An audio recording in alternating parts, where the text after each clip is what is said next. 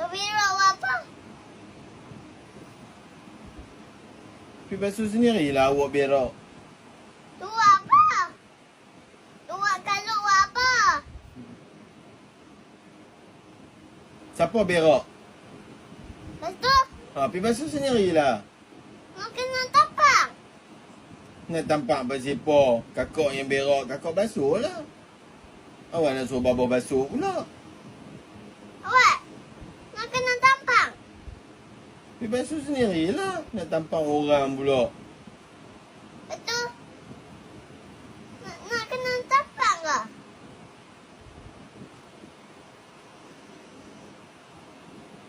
Dah berak, pergilah basuh.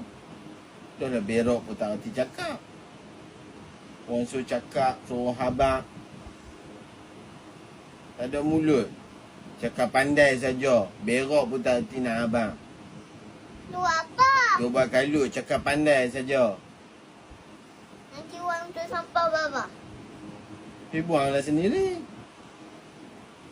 Lepas tu, Pergilah buka seluar basuh berak sendiri. lepas tu, nak tukang baju. Tukanglah sendiri, nak tukang sangat. Lepas tu, baba faham.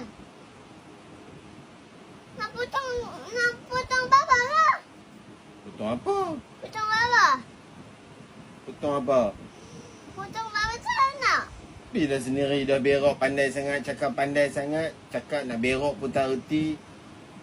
Tu apa? Dia buat kalut sangat. Tu apa tu kalut? Dia buat kalut sangat sampai nak cakap berak pun tak reti, tak boleh nak cakap. Ada mulut ke tak? Lepas apa? Ibu tak nak lah. Pergilah basuh sendiri berak, dah berak dalam pampers.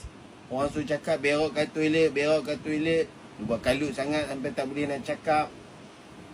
Nanti tampang Umi bawa lagi. Nak tampak Umi baba bersepah. No, kakak yang berak nak tampak orang. Saya tu gaduh kan? Gaduh apa?